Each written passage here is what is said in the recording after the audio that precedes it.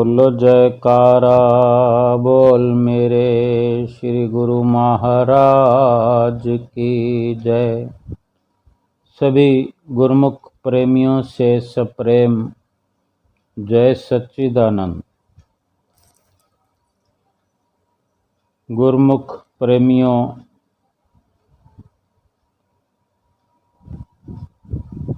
कभी न कभी जीवन में कुछ ऐसे विचार होते हैं जो आते हैं और विचलित भी करते हैं। क्या कि अगर भक्ति का क्षेत्र हो, आध्यात्मिक क्षेत्र हो, तो हम दुविधा में होते हैं कि बचपन से कई प्रकार से पूजा पाठ करते आए हैं और जब श्री गुरु महाराज जी के चरणों में शरण मिली, जगह मिली, नाम दान की बख्शिश मिली, उसके बाद में भी वही विचार जो पहले से चले आ रहे हैं वो विचलित करते हैं कि किसको किस प्रकार पूजना है, किसको छोड़ना है,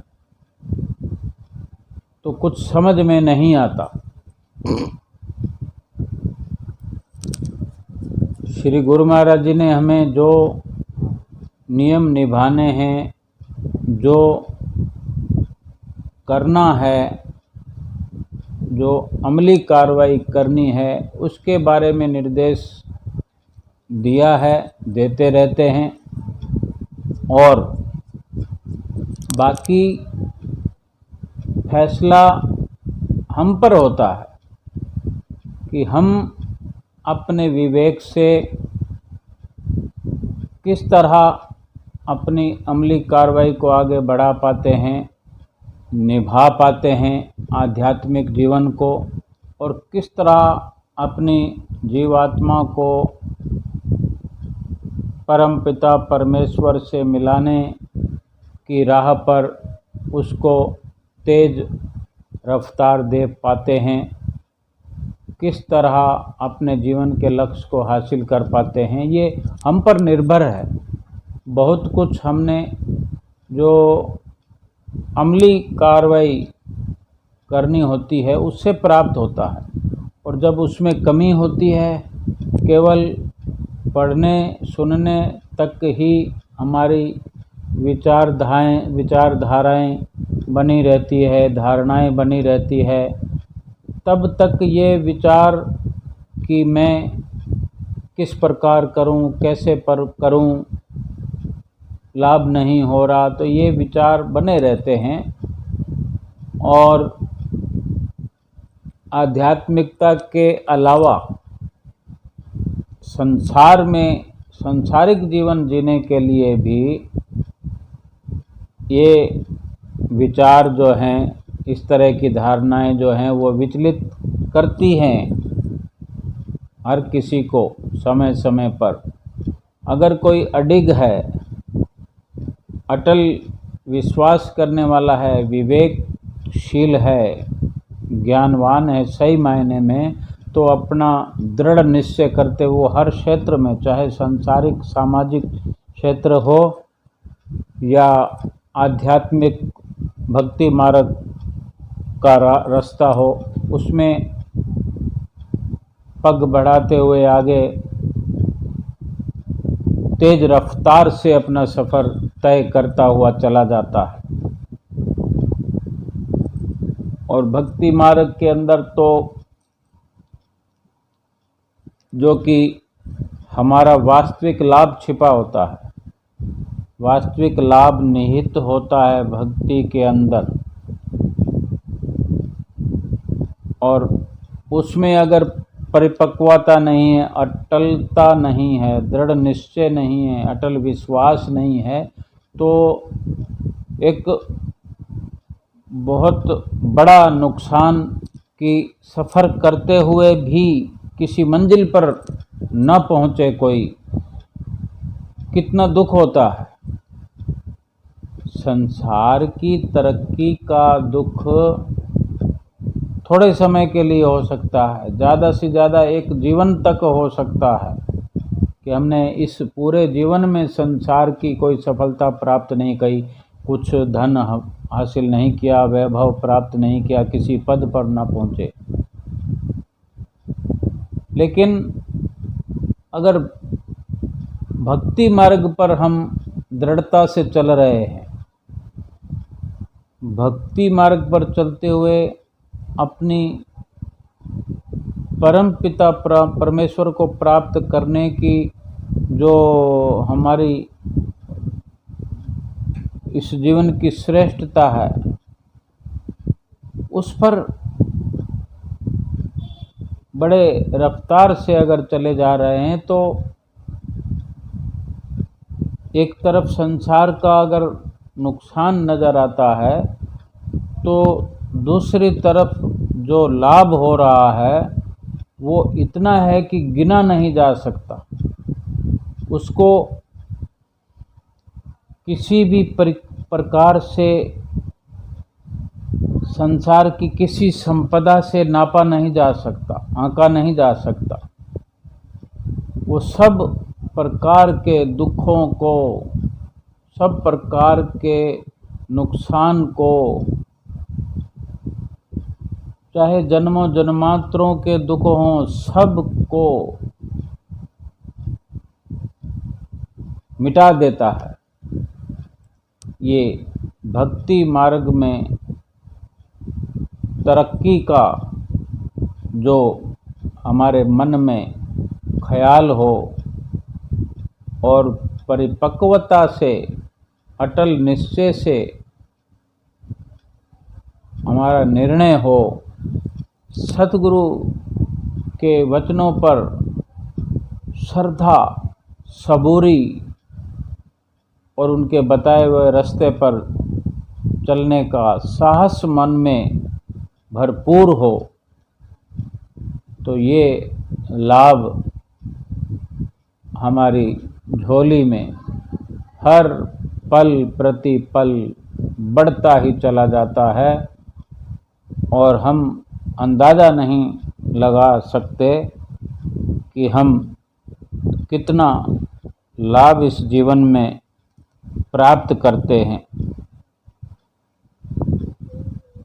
और सही मायने में वही गुरुमुख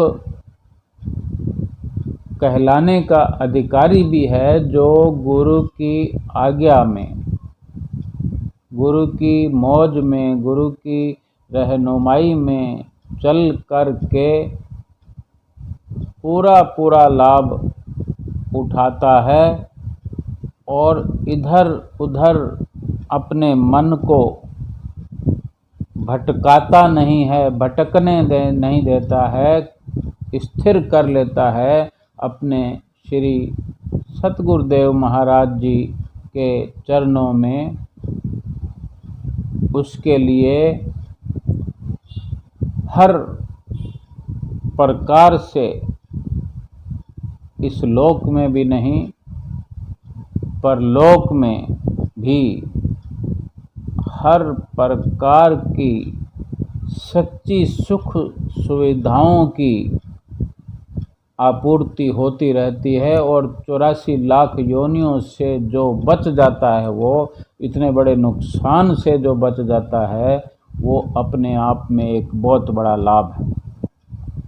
लेकिन यहाँ तक पहुँचने के लिए, इस लाभ को प्राप्त करने के लिए सब तरफ से अपनी सुरती को हटा करके एकाग्र करना मुश्किल है, आसान भी है। मुश्किल इसलिए कि हम सुरती को हटा नहीं पाते हैं। मुझे इधर भी जाना है, उधर भी जाना है, लेकिन अगर हम चारों तरफ, अगर 10 दिशाओं में अगर हम अपने जाने का भाव बनाकर रखेंगे, सफ़र करने का भाव बनाएंगे, तो एक मंजिल पर कैसे पहुंच सकते हैं? किसी एक मंजिल पर पहुंचने के लिए तो एक ही रास्ते पर यानी जिस मंजिल पर जाना है उसी मंजिल की तरफ जाने वाले रास्ते को ही केवल अपने सन्मुख रखते हुए, उस पर चलते हुए अपनी मंजिल को बखूबी प्राप्त किया जा सकता है। अगर अनेक अनेक रास्तों पर जाने का हम ख्याल करें कि हम इधर से चले जाएं या उधर से जाएं तो ठीक रहेगा, वो रास्ता इस तरह से फ़ायदेमंद है, वहाँ हमारा कोई रिश्तेदार रहता है, कोई मिलने वाला रहता है, फिर जिस मंजिल को हम जाना चाहते हैं वो नहीं मिलेगी। जाना तो हमको दिल्ली शहर के अंदर हो, लेकिन जो ट्रेन, फ्लाइट या बाई रोड जा रहे हैं, जो सड़क हमको दिल्ली के विपरीत किसी शहर की ओर ले जा रही है, सफ़र हमारा उस तरफ हो रहा हो तो पहुंच नहीं सकते। एक दृष्टांत है, कोई भी दृष्टांत, कथा, कीर्तन, जो भी हम सुनते हैं, पढ़ते हैं, उनको बड़ी श्रद्धा व विश्वास से अगर अपने अंदर उतार लेते हैं, दृढ़ निश्चय कर लेते हैं कि अगर इस तरह की ज्ञान वार्ता से अगर लाभ हो सकता है तो इस ज्ञान को पले बांध लेना और इस पर अमल करना, तभी उस ज्ञान होने का लाभ है। नहीं तो ज्ञान तो केवल किताब में पढ़ा रहता है, उससे कोई लाभ नहीं होता। कि एक संत थे और उन संतों के पास, और ये तो बिल्कुल सच्ची बात है कि परिपूर्ण संतों के पास कोई खाली नहीं लौटता, क्योंकि वो ज्ञान का भंडार होते हैं और ऐसा मार्गदर्शन देते हैं अपने नज़दीक आने वालों को, अपनी शरण में आने वालों को, कि उनका भविष्य उज्जवल हो जाता है, उनका जीवन धन्य हो जाता है। लाभ लेने के लिए भी सच्ची श्रद्धा, विश्वास अवश्य है। विश्वास होना चाहिए कि जो मुझे ज्ञान मिला है वो सही सही सत्य है और इस पर मैं अमल करूँगा। इसीलिए उन संतों के पास जो श्रद्धा और पूरे विश्वास के साथ आता था वो खाली नहीं जाता था। और एक दिन एक कोई नया प्रेमी आया और संतों को नमस्कार करने के बाद उनके चरणों में बैठकर जो बातचीत हुई, तो वो प्रेमी विनती करता है कि हे महात्मन,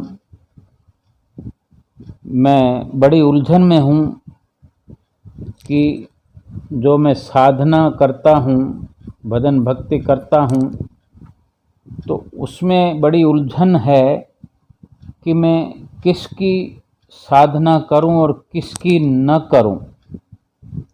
यानी वो सही सही अगर सीधे शब्दों में वर्णन करता है कि मेरा मन कभी किसे पूजने की सलाह देता है, कभी किसी को पूजने की सलाह देता है, आज ये दिन है, आज वो दिन है, और मुझे डर भी लगा रहता है कि अगर इसे पूजूं तो कोई दूसरा देव नाराज हो जाए, उस देव को पूजूं तो वो देव नाराज हो जाए। तो मैं क्या करूं? एक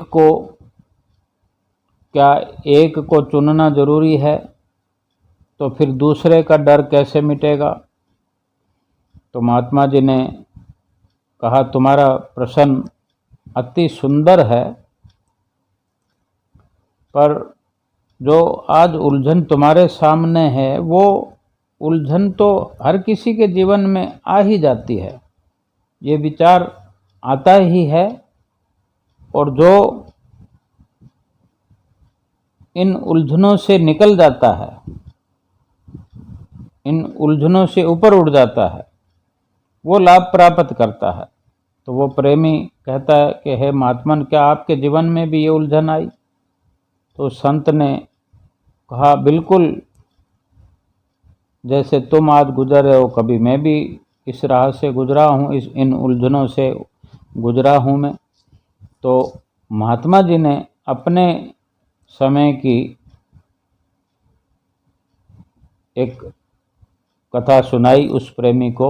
महात्मा जी ने कहा कि हम दो शिष्य गुरुकुल में रहते थे, तो एक दिन जो हमारे दोनों शिष्यों के जो गुरुदेव थे, उन्होंने हमें कहा, आप दोनों को 7 दिन का समय है और आप दोनों लोग 50 फीट गड्ढा खोदना और जो पानी निकले उसमें से 1 लोटा जल मुझे लाकर देना।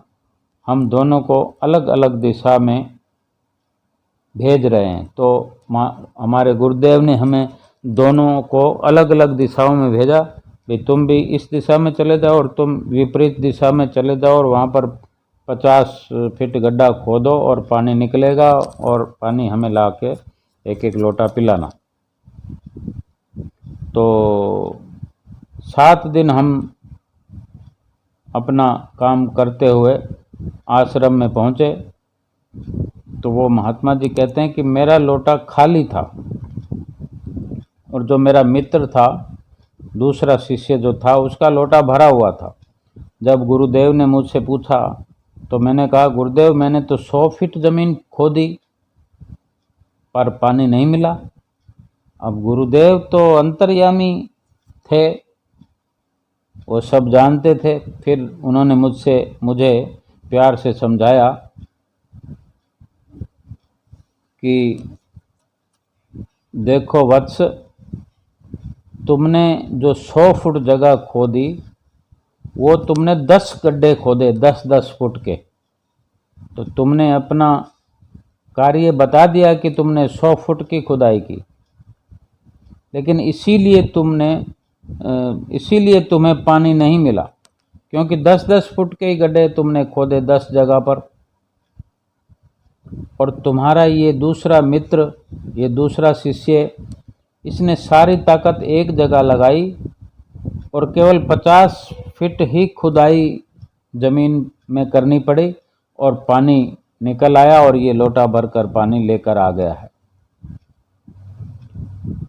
तुमने मेहनत ज़्यादा की और सफलता कुछ भी हाथ नहीं लगी। इसने मेहनत भी कम की, जो पानी भी लेकर आया है। तो महात्मा जी ने सार समझा दिया कि संत महापुरुष हमें विशेषता भजन भक्ति की समझाते हैं, राज समझाते हैं कि सारा जगत उसी का रचाया हुआ है, सब उसी की माया है, अलग कोई नहीं है। पर अंतर मन में एक छवि जरूर है कि जब आँखों को बंद करें तो बस केवल वही एक छवि दिखे। आदर सभी का करना है, कभी किसी का अनादर नहीं करना है। एक निष्ठा बहुत जरूरी है, पर उदारवादी बनना, संकीर्ण नहीं बनना है हमें, क्योंकि उदारता ही जीवन है और संकीर्णता जो है वो मृत्यु है। जैसे बेइंतहा प्रेम सिर्फ एक से होता है, बस उसी तरह से अंतर मन में सिर्फ एक अपने सतगुरुदेव महाराज जी का ख्याल बना रहे, उनकी छवि को देखने की हर वक्त तमन्ना बनी रहे, उनके दीदार करने की हर वक्त चाह बनी रहे कि मैं अपने अंदर केवल उन्हीं को देखना चाहता हूँ। फिर ना तो कोई घर परिवार, न संसार, न कोई और, केवल अनंत गहराई में मैं अपने इष्ट के दर्शन करूं, अपने सतगुरु के दर्शन करूं और केवल सतगुरु ही सतगुरु मुझे नजर आए। हालांकि शिक्षा के क्षेत्र में अनेक गुरु हो सकते हैं दुनिया के अंदर, कि कोई कार्य सीखना है, स्कूल की पढ़ाई सीखना है, शिक्षा गुरु यानी कई प्रकार की शिक्षाएं हो सकती हैं, बहुत सारे गुरु होते हैं। लेकिन भजन भक्ति की राह पर आध्यात्मिक जीवन में जो दीक्षा मिलती है, जो नाम की बख्शिश करते हैं, वो एक ही गुरु हों, एक ही सतगुरु की सीख हो, फिर उन्हीं के नक्शे कदम पर चलते हुए, उनकी रहनुमाई में, उनकी आज्ञा में चलते हुए, और घबराने की जरूरत नहीं है। और कभी ये न सोचो कि कोई दूसरा नाराज हो जाएगा, एक दो देव को मनाऊं तो दूसरा देव नाराज होगा। सब एक ही है, हमारे जो विचार हैं वो विचलित होते हैं। भजन तो हम सभी के गा सकते हैं, लेकिन नतमस्तक भी सभी के हो सकते हैं, आदर भी सभी का कर सकते हैं। फिर साधना केवल एक की करनी है। जैसे अर्जुन को लक्ष्य भेदन में सिर्फ पक्षी की आंख दिखी, तभी वो उस आंख को भेद पाया। अर्जुन की तरह हमें बनना होगा, तभी जीवन का असली मज़ा आएगा, आनंद आएगा। पूरी तरह से हम स्वतंत्र हैं, हम पर कोई दबाव नहीं है। जो हमें सबसे अच्छा लगता है, अगर हमने सतगुरु को अपने सुंदर सिंहासन पर बिठाने का फैसला कर लिया है, तो फिर हर तरह से आज़ाद हैं। उन्हीं पर अपना सर्वस्व समर्पण करते हुए आँखों को बंद करके देखना चाहिए कि हमें केवल अपने सतगुरु को हमने सिंहासन पर बिठाया है, और उन्हीं को अपने अंतर मन में, उन्हीं का सब सम्मान करते हुए, उन्हीं का दर्शन दीदार करने का हर पल अपने अंदर संकल्प मजबूत होता जाए। और इसी प्रकार अपने इष्ट देव सतगुरु के दर्शन हम बाहर भी करेंगे, करते रहेंगे, और अपने अंतर्मुखी सुरती को करते हुए अपनी भजन और सुमरन की असली कमाई में भी अपने इष्ट देव सतगुरु का नूरानी दीदार बखूबी कर पाएंगे, जो हमारे इस जीवन का लक्ष्य है, परम लक्ष्य है, और इसी में सच्चा सुख निहित है। बोलो जयकारा बोल मेरे श्री गुरु महाराज की जय।